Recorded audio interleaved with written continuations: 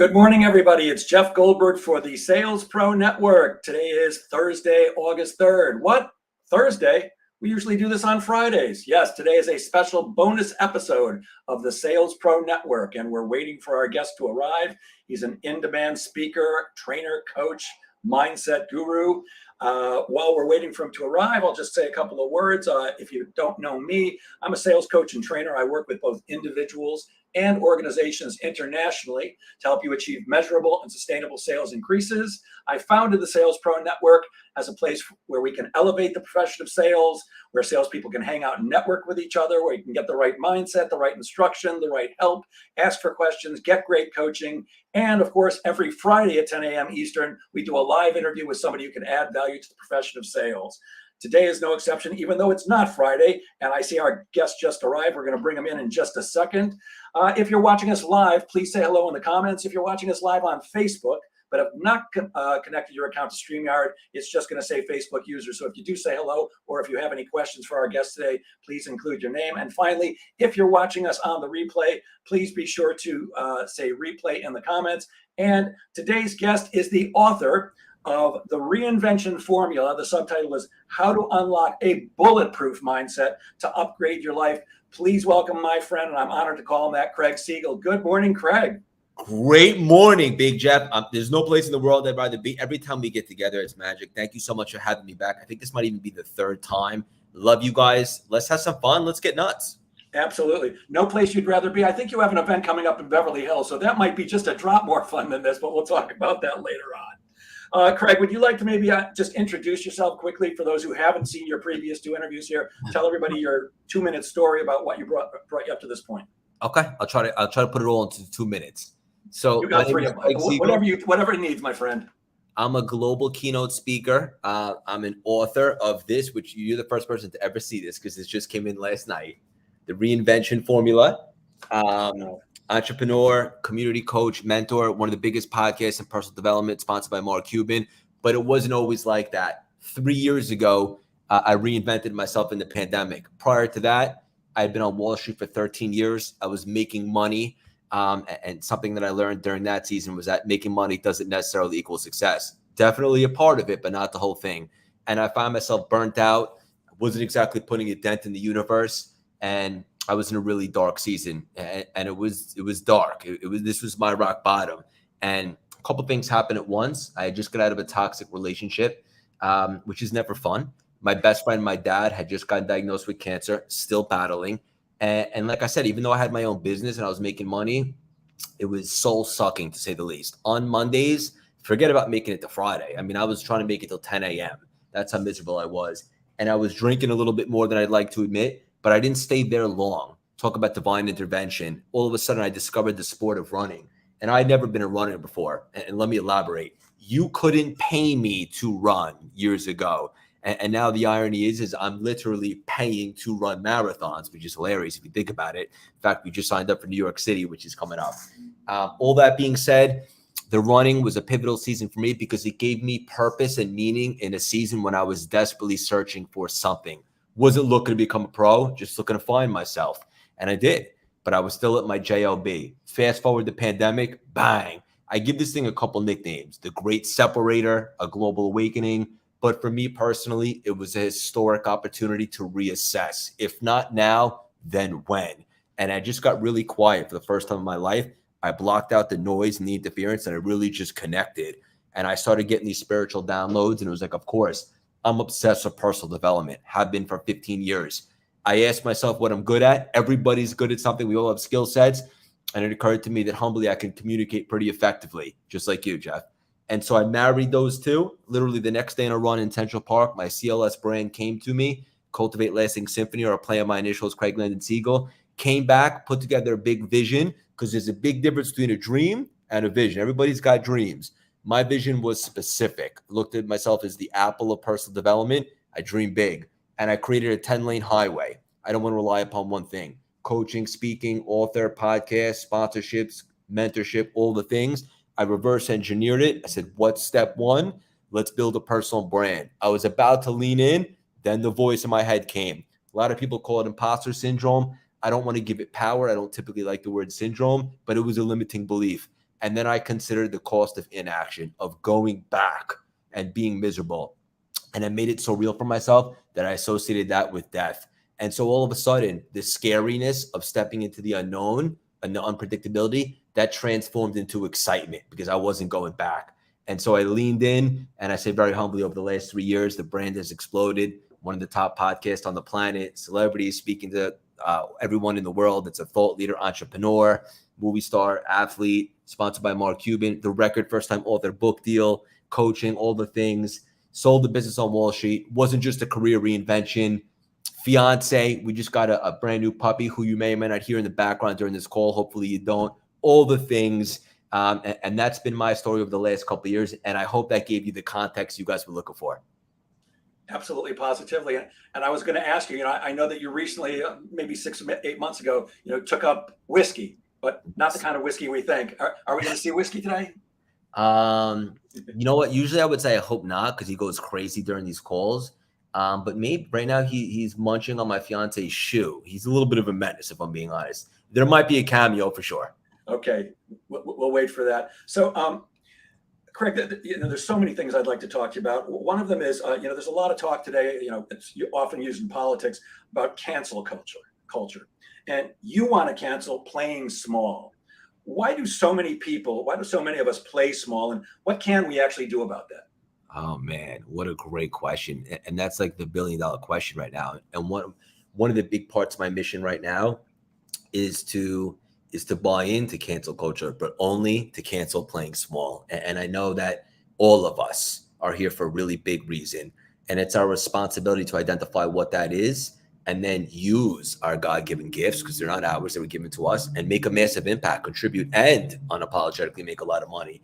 And I think that a lot of people are playing small and they're playing safe. And they're like, it's like that analogy of the ship in the harbor. They're not like putting themselves out there. And I think the reason why this happens, Jeff, is because they fear, number one, unpredictability. They fear failure. Some people fear success. But I think a lot of people fear what other people might think of them. And that's why I think two things to really let go of. Everyone wants to talk about what you have to add to have success, but what about what you can subtract? And two things to let go of are taking things personally and caring what other people think of you. And I know this is a little cliche, but what other people think of us is none of our business, right? And a lot of people are going to have a lot of opinions and judgment as we continue to shed old skins and identities and really spread our wings. And so I encourage everybody that knows that they're here for something more than they're currently settling for and wants to play bigger, is to make it less about other people and really dive in on who you can help. Who am I adding value to? If I begin to play bigger and shine my light, who might that affect in a positive way? Don't make it about yourself. Who cares what people think? That's the ego. Who can I help? And when you make it about that, you're able to play much bigger. And I want to see a lot of people start playing much bigger. It's great. Yeah, I had lunch with a business associate yesterday, and I said something to her, and she goes, "Wow, thank you so much for sharing so honestly and openly. Not many people will do that. Why are you so comfortable with that?" And I said, and pardon my French, everybody, I don't normally use foul language on this broadcast. Others have, but I said, because I don't give a fuck what you think. No offense. I like you very much and I respect you, but I don't care what you think of me. I'm not here to impress you. I'm going to say who I am, and I'm going to be who I am, and you're going to judge whatever you want, but I don't care. That's not on me. Your judgment is on you. So be whoever you're going to be. That's why I'm able to share with you so honestly. The other side of that, though, and you said it, anybody who's read the book, The Four Agreements, knows at least this one. And this is the one I struggle with. How do you not take things personally? That's the one. The other three agreements I'm very good with, but that one I struggle. Because who gives a shit? And first of all, hearing you curse was like refreshing. I loved it. I'd love to see more of that out of you. It really hammered home the point. How do you care? How do you stop caring what other people think? Who gives a shit? Like spoiler alert, we're not going to be here forever. There's a short trip, this human experience. So if you stop and throw stones at every dog that barks, you're never going to be able to get forward. So you have to make a commitment that you're not going to be for everybody. And you shouldn't even want to be. And I'm not saying don't care what anybody thinks, because as human beings, we're actually wired to care what people think. But what I am encouraging your listeners is to be selective, care what the right people think.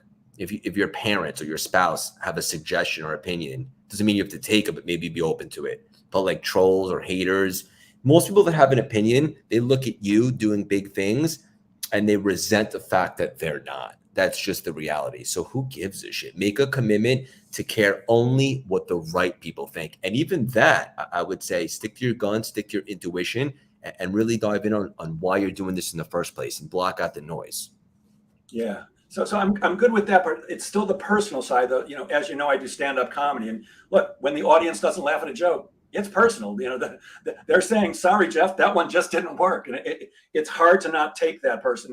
Now, the way I work with is I'll usually say something like, "Hey, I don't care whether you guys laugh or not. I thought it was funny," and that usually gets a laugh too. But the truth is, it does feel personal. Is there anything we can do to lower that feeling or get rid of that? I would just say, like, shift the paradigm with that. Like, if you're a stand-up comic and you make a joke and other people didn't laugh, I would just say, instead of being a victim mentality, like, how can I have done a better job moving forward to connect with the audience? How can I improve? Everything that happens in life is really just feedback. So you have a choice, right? Do you want to think about it as screw them? They weren't into my sense of humor. Or would you like to choose, they didn't really dig that joke, or maybe they didn't understand the punchline. How can I communicate it in a more effective manner moving forward? And I think if you choose the latter, that'll just be more productive. Yeah, yeah. What I do is I tend to look at what's my commitment, and my commitment when I first got on stage to do comedy was I want to get laughs. And a comic friend of mine gave me some great advice, and I shifted that to I want to give the gift of laughter. So when a joke doesn't go over, it's like, all right, need to work on that one, because my job is to give the gift of laughter. It's not to get a laugh, it's to give it. So I like that. But I think this leads into what I really want to talk to you about today. What is reinvention, and why is reinvention so important to us? Yeah, it's so interesting because I'll be honest with you, we just secured a big TED Talk, which is really exciting because that's been something that's been on one of the lanes in the 10-lane highway for quite some time. And people are always asking me, like, what's next? What's next? And I'm like, I just want to live in the moment. But if you are asking, one of the things that's next is a TED Talk. And I haven't publicly announced what the theme is of this TED Talk or what the big idea is, but I'll tell you because we have that bond and your listeners. And one of the things that I want to reinvent is reinvention and how we're taught to think about reinvention. And when I talk about reinvention, I don't mean starting over or starting from scratch. It's what is that thing that we've been dying to do or we've been putting off forever, but we know in our soul that we're called to do it. Like for you, doing stand-up, that's something that's really been tugging at your soul for quite some time. I wouldn't say you reinvented and started over by doing it, but you finally listened to that tug at your heart and look at you now and so forth. And so Took me 66 years, my friend. that's okay. That's okay. Better late than never. Are you 66? 68. Holy shit. What's your secret? Look great. Drugs and alcohol. You really do look great. Okay, that's all.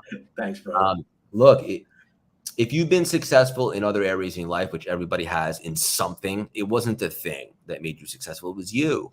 And those skill sets and characteristics are transferable. So use those to step into something fresh, and you're not starting over. You're just finally not putting off anymore that one thing that you've been denying to do. And that's what I want everybody to do and lean into. Got it. So I don't want to give away all the secrets because I want everybody to go out and buy the book, and I'm hoping to get an autographed copy myself. But what are some of the tangible tools people can use on their own reinvention journey? Yeah. So first and foremost, I would make 2 lists. And one list, I would start listing all the things that you absolutely love. What are you super passionate about? So for you, it might be stand-up comic. For someone else, it might be reviewing movies, collecting insects, whatever it is. Let's make a list of the things that we love. On the second list, I encourage you to write all your skill sets down, your superpowers, things that you happen to be good at, right? And this is what I did for CLS. And so for me, it was, I love personal development. I can communicate effectively. Let's find some data and commonalities there. And I married the 2. For anyone else out there, you want to love what you do. We're going to spend a third of our life in our career. And I don't believe, I heard people recently say, like, I'm just going to work on what I'm really good at. And then after I do that, then I can start to work on my passions. No, Why not make your passions your career so you wake up every day and love what you do and monetize it? There's no reason as to why you can't.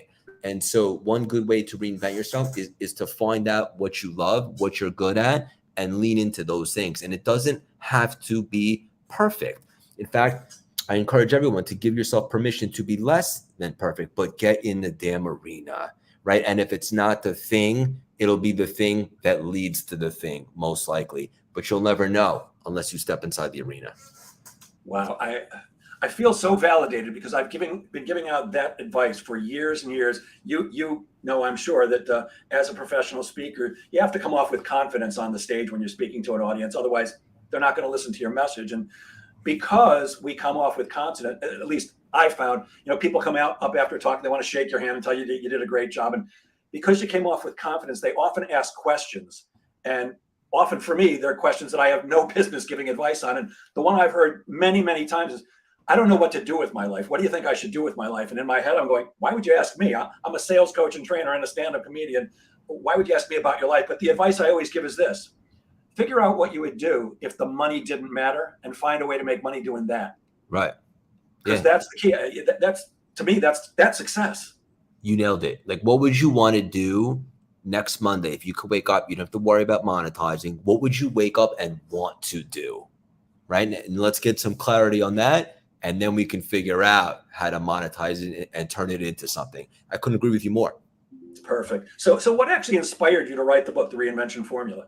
So when I created that 10-lane highway, which is a really good strategy for anyone that's building a brand or a business or anything, you don't want to rely upon one thing. You always want to be playing chess, so to speak. One of the lanes was a book deal. And for me personally, I didn't want to self-publish my first book. Not that there's anything wrong with that. Just for me, I looked at it like I wanted a major publishing house behind me because I don't know what I don't know. And I kind of thought of it like a big movie coming out with a studio behind it as opposed to an indie film. I'm a strange cat. That's just the way I thought about it. And so what I did was I put it out there, my big audacious goal, and I set the tone, but then I married the process and divorced the outcome.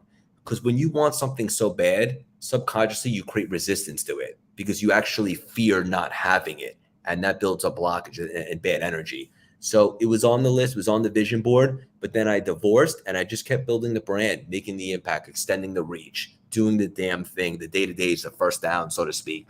And then Wiley, the publisher, had come to us and they pitched us on the book deal. And what's interesting is I didn't even have a lit agent. I didn't even have a manuscript. And from what I hear from a lot of my friends and peers in the space, that's extremely rare. They came to us for the book deal. I renegotiated a very, very, very big advance. I wasn't afraid to lose the deal. They said yes, and it just felt good. And so now it was game time. And then ultimately, they had a very tight turnaround because they said yes to the advance. And so I created a system and so forth. And I really love the process, and I could duplicate it in the future if I see fit. But I wanted to showcase to the world a couple things. Number one, this book, having been doing CLS now for a little over 2.5 years, it's kind of like an official introduction as to who the hell we are and why should you care. But also, it's not a memoir by any means. I'm not Walt Disney or Steve Jobs yet. Yeah, there you go. But what it is definitely a little bit about my story, some of the rock bottoms, the lessons, the strategies that I extracted, but also the 15 years of tunnel vision with the personal development, studying NLP, which we've talked about in the past, Kabbalah, the law of attraction, emotional intelligence, historic figures, all the stuff that I use to be successful in other arenas, such as business, running marathons, all of that into one vessel, and I make it very digestible. And so I think this is the book the world needs right now. And I'm a big book guy, and I love self-help stuff. And I wanted to create something different. I always take pride in separating myself. And I feel very confident saying the world hasn't seen something quite like this, just in regards to being a hybrid of my story, but the lessons extracted and also the tools and principles. And I'm super excited about it, in case you couldn't tell. I am too. I can't wait to read it. And you know, Wiley, it doesn't get much bigger than that. And I love what you just said about, I negotiated a huge deal and I wasn't afraid to lose it. I teach salespeople that all the time about negotiation. You can't negotiate effectively unless you can walk away. You may not want to, but unless you're able to say, you know what, screw this, I'm not doing it, you can't negotiate effectively. The other person owns you. And a lot of what in fact, most of what you do is really focused around mindset. This may be a stupid question, but why is having a good mindset so important in life and certainly in sales? Mindset is literally everything in life. I mean, it's the same reason why, like, if you wake up and you're on fire for life, great things are going to happen. You're going to be a magnet and you're going to go after and play offense. But if you wake up and you're in a very disempowered state and your mindset is negative and you have negative thoughts, it's very likely that you're not going to have the most productive day. Now, here's the good news. You can actually transform from reactive to proactive, and you can be very intentional with the thoughts that you allow to plant seeds inside your mind. And then they will create empowering beliefs like, I am worthy, I can think big, I can do great things. And like when you talk about sales a lot, like it takes me back to my Wall Street days. And an example would be like when you have a great mindset and you're, let's just say you're pounding the phone, right? Old school, and like getting leads and opening accounts and stuff like that. When you have a good mind state or you're in a good frame of reference, a good state, it doesn't matter what somebody really says. You have a rebuttal for every objection. You're on fire. You're building rapport, and you just have great energy. And bring it on, right? And great things are going to happen. But if you have a bad mindset, it's like you're already thinking, oh, what if they say no? Or what if they don't like my product? Or should I follow up with them? Am I annoying? You start having all this bullshit inside your head. And so it's so important that you cultivate a healthy mindset. And by doing that, one ways to achieve that is affirmations, like continuously telling yourself positive things. And when you find yourself in that lowered state, just understanding that thoughts are not facts. And you can literally step back and be an observer. Your thoughts are going with without you. So be selective on the ones you want inside your mind. And then do things to cultivate momentum. That puts you in a higher frequency. And you just want to stay on fire and elevated. And so the good news is for anyone out there that has a negative mindset right now, it's just temporary. You can change it. If you can acknowledge it and you can see it, then you can do things about it, like being more strategic with your thoughts, creating new beliefs and so forth. And so I believe wholeheartedly that mindset separates the best from the rest. Yeah, absolutely. Your brain is always listening to everything you say, and it wants you to be right. So I love that morning routine thing. I have a 10-minute morning routine as he's laying behind me, so I can't say it. WALKing the DOG. Otherwise, he would have jumped up just now. And Totally I'm speaking out loud as I'm out on the street with a smile on my face. And I know I look like a dope, but I believe that releases the good chemicals in your brain when you smile. And I'm actually saying positive things to myself. Today's going to be a great day. Only incredibly wonderful things are going to happen to me and my family. I mean, it goes on for 10 minutes, but it's a great way to start the day as opposed to, oh crap, I can't believe I have to go to work today. If you wake up every day saying, I can't believe I have to go to work today, you need to find something else to do. I mean, I couldn't agree more. And just to be clear, that was me for a very long time. And then I reinvented myself. And whether you like me or not, and it was very hard to believe anyone would not like me, I pivoted very successfully. And so that's one of the big messages, to showcase that anyone can pivot successfully and do things that you love and monetize it. And you nailed it. If you're waking up and saying, ugh, and dreading the day, that alone is feedback that you're in the wrong arena. And just to be clear, can you find love and joy in the thing that you're already in? I suppose you could, but ultimately it's always going to be an uphill battle. Like even for me, a few years back, when I pivoted from my original Wall Street and then I started my own business, I didn't love it. But I didn't hate it, but like I gave everything I got to everything I do. But there were days when I had to, like, as Tony Robbins would say, like prime my state to get excited about the day. But that's not sustainable. And if it is, why would you want to have to prime your state every single day? Wouldn't you rather just wake up on fire and love what you're doing? Now, that's not to say there's not going to be some bad days, especially with entrepreneurship. As you know, like it could be a little bit of a roller coaster, but ultimately you love what you do. So you're more inclined to weather the storm. So I'm so happy that you hit on that point, and I want everybody to find what you love. So how do you actually define success, and what does it mean to be successful across all facets of life? Yeah. I see you've been doing a deep dive on my content, which I absolutely love. And I want to reiterate, success is not dominating in just one area. I was having success from a monetary standpoint a few years ago, but I was miserable, right? So is that successful? Absolutely not. So I think that, in my opinion, you should strive to be successful in all the areas: your career, your relationships, spirituality, faith, whatever that looks like for you, fitness. I think you should have a routine. It doesn't mean you have to be running marathons, but something to keep your vessel in shape, so to speak, or your heart. And you want to strive to be making progress in all those areas. If you're making a ton of money, but you're miserable, or you're have bad relationships, or you're extremely overweight and unhealthy, that's not successful. If you're extremely healthy, you're on fire and you're running ultra marathons, but you can't pay your bills, that's not successful. So you want to, and I never like the word balance, but you want to strive to be balanced across all those areas and be making progress towards your goals in all the things: career, finances, faith, spirituality, relationships, fitness, and everything in between. Yep. I've heard other gurus, including one of my others besides you, James Arthur Ray, says balance is bullshit. It's all about harmony. Ooh, good one. Yeah, he's very cool. You brought up something a couple of moments ago, and because I follow you closely, I know that you are committed to health and fitness. You often post pictures of you, doing pull-ups and running and stuff like that. Does that come easy for you? And if not, because you make it look easy in these videos, if not, how do you get motivated on the days, if they happen, when you wake up and go, oh, I just don't feel like it today? Because I know how I feel if I don't get a workout in. And I feel like I lose my edge, and I don't want that. So for me, working out 7 days a week is non-negotiable. And just to be clear, because I know that sounds maybe a bit extreme to some people, but it's not so much about looking good like it was years ago when I was more immature and seeking validation. Yes, looking good naked is a great thing.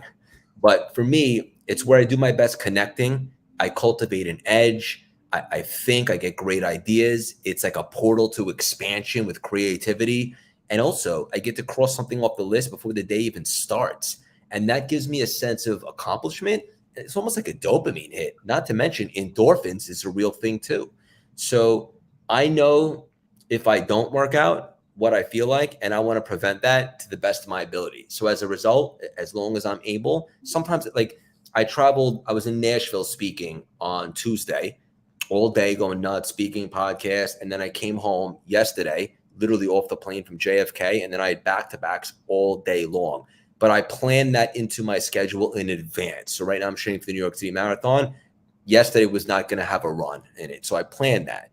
And ultimately I didn't work out yesterday. That's okay, because I typically work out every single day, but I know my schedule. And so this morning I woke up a little bit extra early, banged out my midweek long run before my awesome calls with you and a couple other people. And you just have to plan in advance. But ultimately, fitness is so good for you for so many reasons, specifically the mindset aspect. I would encourage everybody to make it a part of your routine and make it non-negotiable. Yeah, I certainly waver on that one a lot. But this morning, I went for a 30-minute bike ride. I live a block from the ocean, and there's a boardwalk near me. And I'm not just, tooling along. I'm pounding. And, you get done, and it's like, there is that, not only the feeling of accomplishment, but there is that endorphin rush. It's just like, oh man, I'm ready to let me get a shower, and I can't wait to talk to Craig this morning. This is great. So it's a great start to the day. And you say we were all born with a destiny.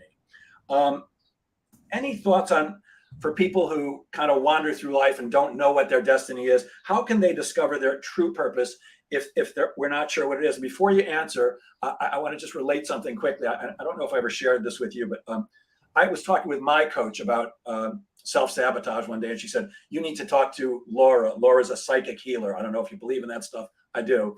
She's an amazing lady. And I got on a phone call with Laura, and she said, what would you like to deal with today? And I said, self-sabotage. And she goes, okay, be quiet. You can kind of feel her inside your head and body. It's really amazing. And after a couple of minutes, she says, I'm got to tell you something, Jeff. I'm not feeling self-sabotage. I'm like, what? I spent an hour yesterday talking to Liz about that. What are you talking about? She goes, I'm not feeling it, but there is something else I'm feeling. Would you like to know what it is? And I'm like, sure. She goes, you're not living your life's purpose. Well, there's an eye opener. And then she said, would you like to know what your life's purpose is? And as you can imagine, I said, yes, please. Now I just have to back up and said, I'd had a couple of conversations with her before, had never said anything about I'm a funny guy or I like comedy or anything like that. And she says to me, your life's purpose is to be happy and to make other people happy by making them laugh. And Craig, when I say I was crying immediately, I wasn't just, oh, I was bawling, because deep in here, you can't see, deep in my chest, I felt I had just heard an ultimate truth, that my life's purpose is to make other people happy through laughter. So I didn't know that. I mean, maybe it was way in the back of my mind somewhere, but it certainly wasn't in the forefront. So for those of us who don't have that destiny in front of our minds like you did, how do we discover that? Yeah. Number one, I'm so proud of you and I'm so happy for you, because I think when I first met you, you were talking about how that was a passion of yours, but you haven't really leaned in yet. And look at you now, right? And ultimately, I'm a big believer in three words: clarity follows action. And for lack of better words, you got to try some new shit. And you got to lean in to stuff that excites you or that you think might excite you. And then, like I said earlier, maybe it is the thing and you never look back like it was for me. Or maybe it's not the thing, but because you got in the arena, it's the thing that leads to the thing. Because you went there, you met someone, or you heard an idea, and that changed everything. So you have to try new things. And it goes back to that list I suggest everyone make. What are the things that you really love? What are you passionate about? Right? And it doesn't matter what it is. Cultivate a list and see how we can be exposed to those things. And I know there's a lot of people out there that are like, Craig, it's easy for you to say, but you can't monetize your passions. I say respectfully, bullshit. No one can prove me wrong, because if you love something so much and you're passionate about it and you're willing to add value in regards to it, the money is just an energetic exchange. It's a byproduct. I believe that wholeheartedly. So find what you love and let's test it out and let's try some new things. You will never regret trying some new things, even if they don't work out or you look silly in the process. But you will absolutely 100% regret getting to the end of your life and not taking some swings or some shots on things that you were interested in. Shoulda, coulda, woulda. That's it. Yep, absolutely. Yeah, look, I did lean in, and I'm loving. For me, this is really a hobby. It's not like I'm looking to get rich from comedy. I'm certainly willing to, and I'm open to the universe sending that my way. But in 2 weeks, I will be in the finals of the Long Island Laugh Off, which is an annual comedy event. Oh, yeah. I never thought that was going to happen 2 years ago. I certainly didn't think when I entered the contest that I would make it to the finals. Who knows what happens? It's certainly my intention to win, but my goal is well, I guess I should have been. I would love to win, and it is my goal, but my goal is really just to get up there and have a good time and give the gift of laughter. But great things come when you do take that risk. 100%. And like I said, give yourself permission to be less than perfect, take messy action, and then release the expectation. Replace the expectation with the gratitude that you're even doing it in the first place. And that's when great things happen. Absolutely. You mentioned community before, and I know community is really the backbone of your business. And I love watching what you're doing. You've gathered a following of raving lunatic fans, who, and I'm one of them. Why is having a community so important to you? Oh, man. When I first started CLS, it occurred to me that no matter how good I could hopefully become, none of it matters if there's nobody there to engage with it, right? And so for me personally, it was building a personal brand, but really for anybody, there's two components to community. Number one, if you're going to build a brand and you want people to get involved with what you have to offer, there's got to be a fan base. And I don't just mean an audience. Audience is just like metrics. A lot of people have fake followers, but a community, as you just attest to, are very loyal and engaging. And should you ever want to reinvent yourself, you're never starting from scratch, because your community will be attracted to you because you are the vibe. And that's why their community is attracted to you. It's a magnet. And then the second component is, let's just say you're not building a brand. You want to have a community around you of people that are inspiring, doing big things. And ultimately, you want to be around people that have a common future with you, not so much a common past. And so be so selective with the community in real life. Like, who do you hang out with? Who are you listening to? Who are you getting ideas from? I think that's so important. And the truth of the matter is I don't have much in common. I don't even have many friends anymore from my past life. And that's by design. It's not that I'm right, they're wrong. I just don't have as much in common with them anymore. And so my new community of real life people like you, are people that I love, that are doing great things, that are all about growth, that are inspiring, that are uplifting, that whenever I interact with, I have a positive outcome. And so that's why I want to surround myself with it. And I encourage everybody to as well. So 2 parts of community for sure. And not only have you built an amazing community of people who do follow you closely and love what you do, you're also amazing at attracting like world-class guests to your podcast. I mean, I'm constantly not stunned because I believe in you, but you just get these world-class people to come on. It's really amazing to watch. Um, I wanted to ask you about the season of grind. I didn't read about. I saw that you said something about that, and it pulled to me. I'm like, what is the season of grind, and why is that important? Yeah, so the season of grind is irreplaceable for anybody starting something truly special. So I still consider myself in the season of grind because it's year 3 and I'm very, very hungry and I'm working a lot, but it doesn't feel like work to me because I absolutely love this. And so if you want to really create something epic, special, and really make a difference and put a dent in the universe, then you got to put in the work, especially in the beginning stages, right? And then hopefully you get to a point where you could begin to work smarter, not necessarily harder. You can grow, scale, delegate, hire, right? And hiring done right actually pays, doesn't cost. But ultimately, in the beginning, you got to do everything. I mean, you got to burn the ships. You got to be all in.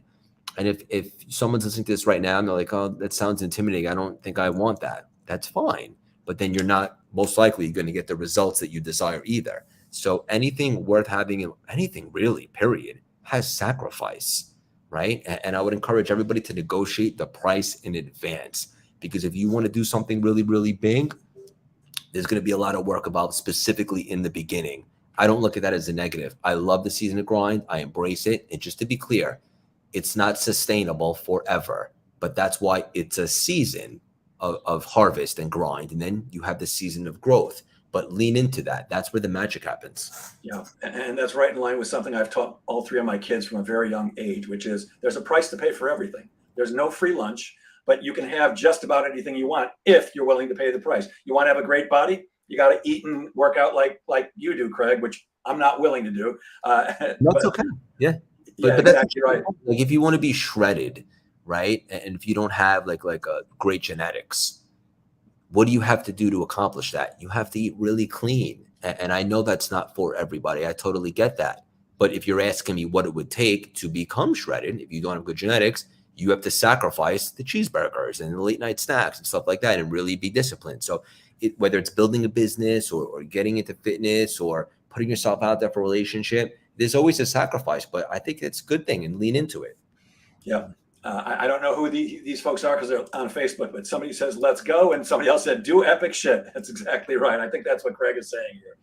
There was something else you posted. And I didn't understand what that was. What is second thought? And how important is the power of second thought? Yeah. So it's no secret that most of the thoughts over the course of the day are negative. And the really successful people understand that and they have systems in place to overcome that. Right. And so I would highly suggest to everybody, if you wake up and you're not in a great frequency, if you're not on fire, like we talked about earlier, choose a different thought, right? So if you're not empowered today, if you're not on fire, understand that that's feedback. Say, thank you so much. I remember this nut job. Craig showed up with this crazy fresh hair piece talking to Jeff and told me about this. I have the ability to select intentionally and choose a second thought. For example, today's going to be an unbelievable day. I'm going to do great things today. I am worthy. I'm going to make 1 more phone call. I'm going to put myself out there. I'm going to make 2 more sales calls. I'm going to shake a couple hands. I'm going to work on myself. It's going to be a fantastic day. To me, that's much more empowering and likely to lead to positive outcomes than not choosing a second thought and staying in that negative frequency.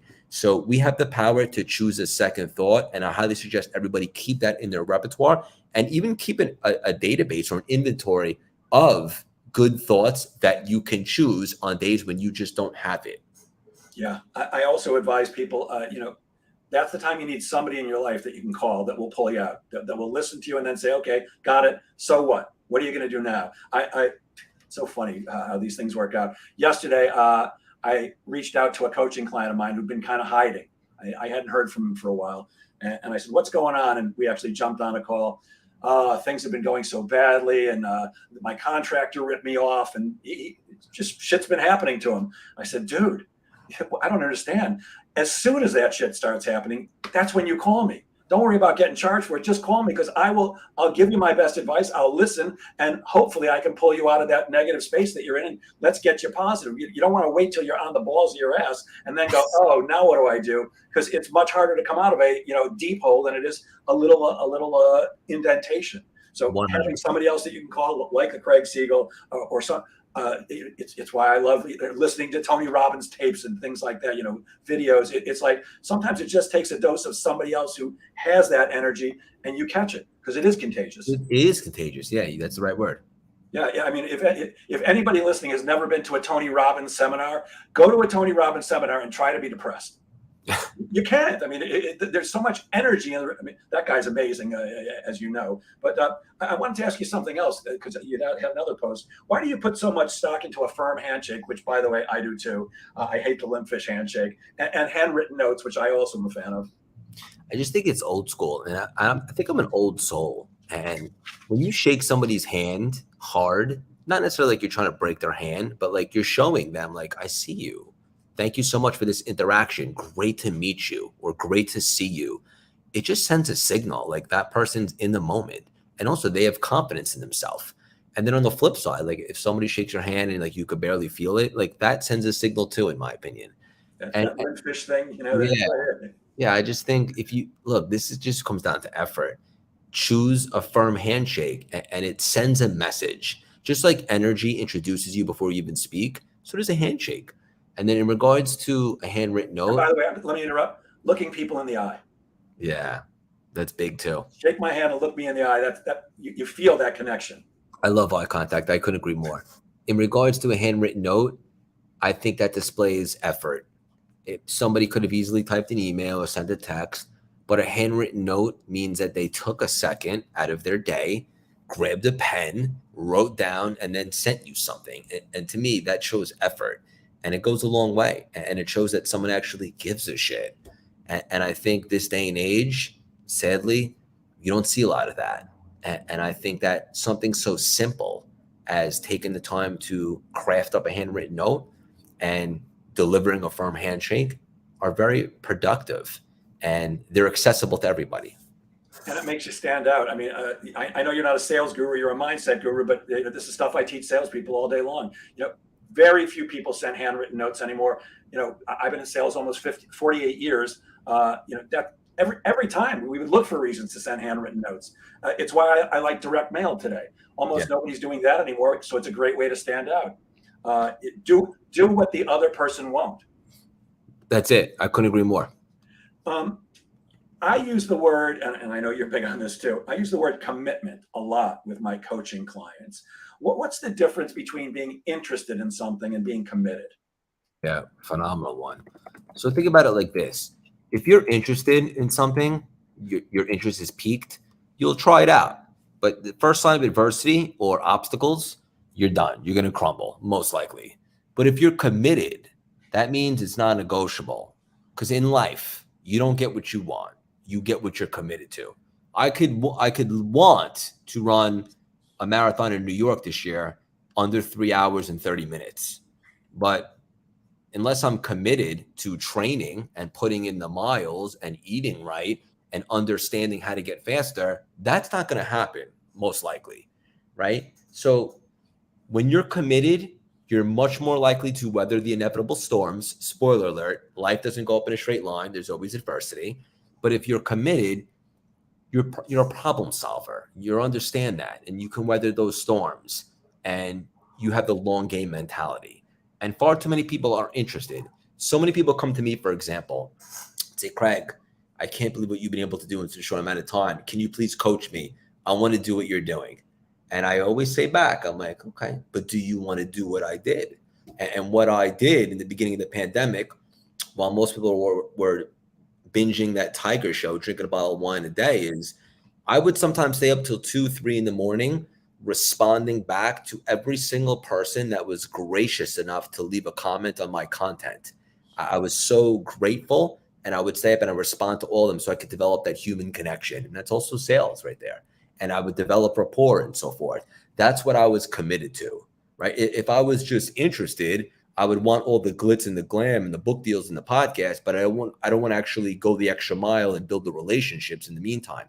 So that's the difference. If you want to achieve something really special and monumental for your life, you can't just be interested. You have to be committed. And recently I started talking about even a third layer, and that's being all in. Yeah. Once again, I hear the same things that you're saying coming out of my mouth. When I speak to people about possibly becoming my coaching client, I tell them up front, look, I don't care what you want. I don't care what you hope for. I don't care what your dreams are. I don't care about any of that crap. The only thing I care about is what you're committed to. As a human, I care about all that other stuff. But as your coach, I only care about what you're willing to commit to. You're committed to making a ton of money. I can help you do that, but I can't do it.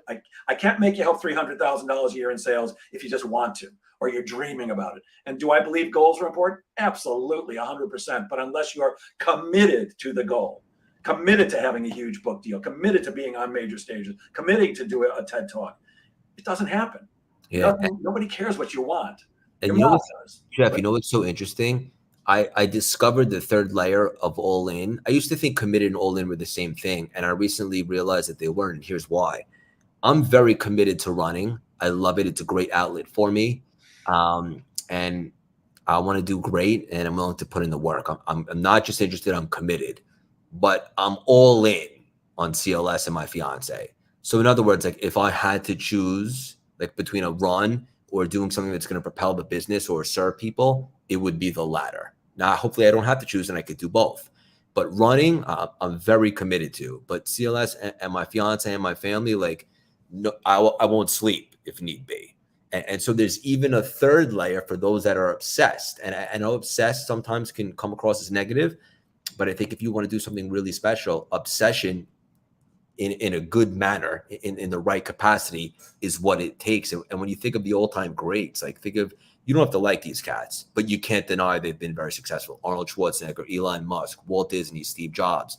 I think it's safe to say those cats were all in. They were obsessed.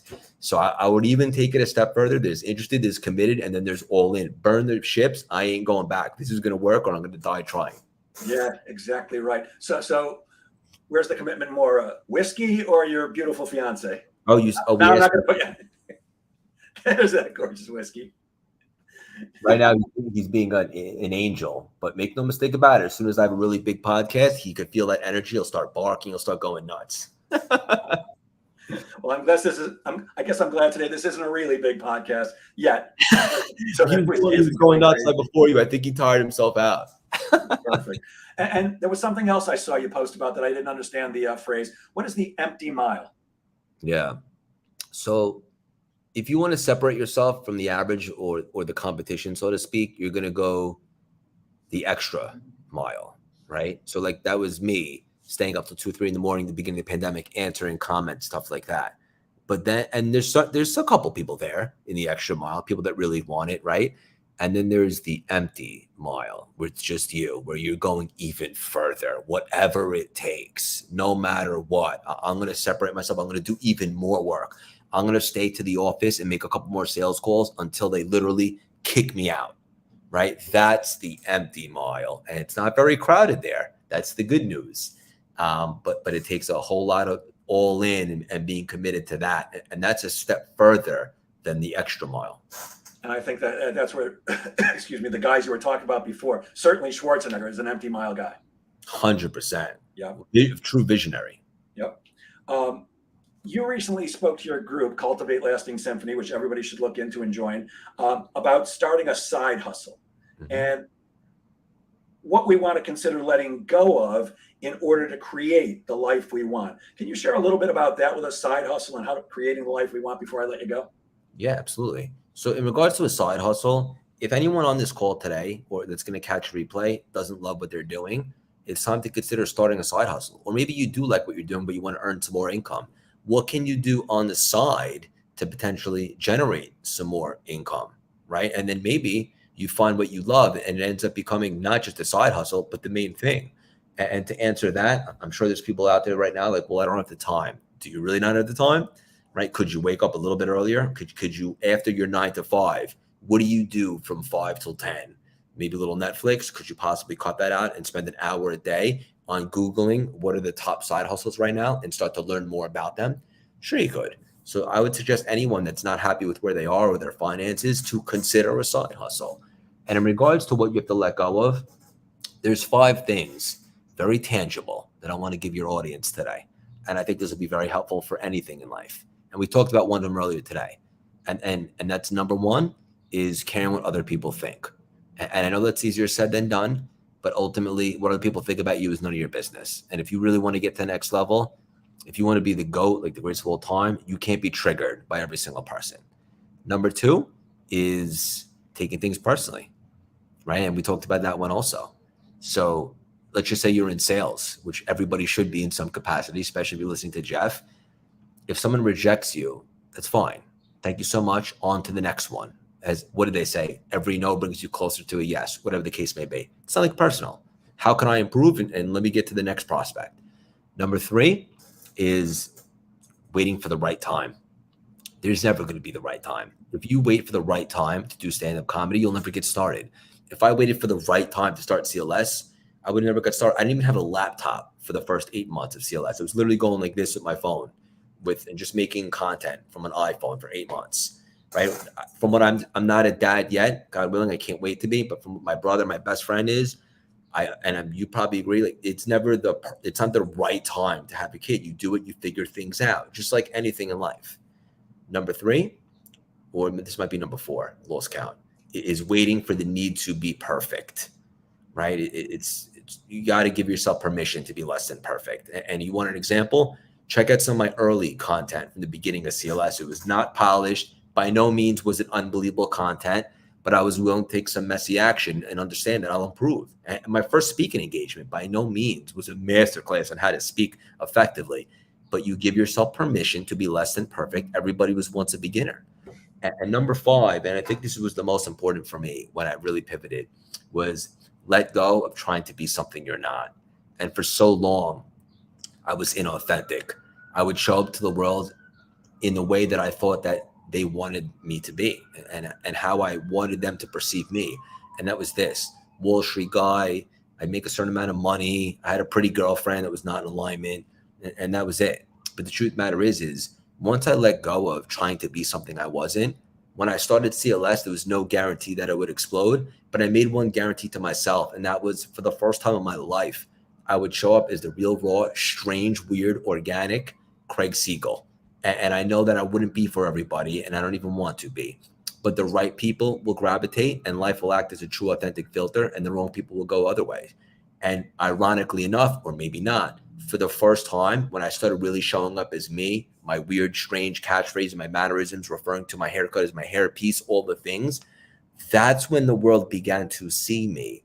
And I think that's such an important lesson there, because all of us are meant to be unique, to stand out, to do great things. Not even identical twins have the same fingerprints. We're all here for a specific reason. So showcase that. Doesn't mean you have to go on social media and show your whole life, but be authentic. Do the things that you want to do. If it's not a hell yes, it's a hell no. And stop trying to be something you're not. All the world really wants is for you to be who you truly are. And those 5 things are tangible, and I think they'll really help everybody elevate their life in a big way. Dude, I could listen to you all day. I love every word that comes out of your mouth. I especially like what you just said about, it doesn't have to be perfect. Just get started. I participated in a personal development program for 10 years. It was originally called EST, and then it became the Landmark Forum. And one of the things that they said that has stuck with me all these years is if you wait to drive into the city until all the lights are green, you're going to be waiting a very, very long time. Just get going. And speaking of getting going, I'm sharing my screen right now. Could you tell people how do they reach you if they want to get in touch with you, if they want to be part of Cultivate Lasting Symphony, if they want to get the book, The Reinvention Formula? Yes. So if anyone that catches this screen, you could take a picture of the barcode and it'll open up all the ways to connect with us. Anywhere you buy books, The Reinvention Formula, Barnes & Noble's, Amazon. If you grab the book before it comes out, which is August 15th, you get to join our launch team. A lot of bonuses, giveaways. We're reading the book in a private group before it ever comes out. And it also gives you access to the biggest virtual event we ever threw, which typically costs $5,000. And you get all that for just $26 for the price of the book. Don't forget to go back to the reinventionformula.com and input your confirmation number. That way you get added. Anywhere you listen to podcasts, the CLS Experience, catch us on social media at Siegel_CLS. I love to interact. And if you like inspirational nuggets throughout the week, feel free to join our free texting community. Text 917-634-3796 and text the word Jeff. So I know that you heard it here. And I love to interact. Please come say hello. And before we go, what's happening in Beverly Hills? Oh, that's right. So we're doing one huge launch party for the book. We love to throw live events. LA has so much a huge success in New York City, and we're doing one in Beverly Hills on August 19th. Great people, great connections, networking, big ideas, also celebrating the launch of the book and so forth. And that's in LA/Beverly Hills on August 19th. And then we're doing a book signing at the Grove in Beverly Hills the next day, August 20th. So you can come to that as well. You can definitely hit me up for more information on that. It's going to be really, really, really fun. And from my experience going to events, meeting great people, that one idea, that 1 degree separation, that's the difference that makes all the difference in the world. Just a kid from New York with a hairpiece doing big stuff. I love it, man. I love it, Craig. That's right. Well, thank you so much, as always, for sharing your brilliance generously with us. If there's anything I can do to help you, please let me know. And I'll end as I always do, guys. Please remember that sales is a game of making things happen. So get out there and make sales happen. And if you're around, please join us tomorrow. Our guest is Vic Rajan. He's a marketing maven, and you'll want to hear from that. Craig, thank you so much. Have a great one. Thanks, everybody. Thank you, buddy. Love you. Right back at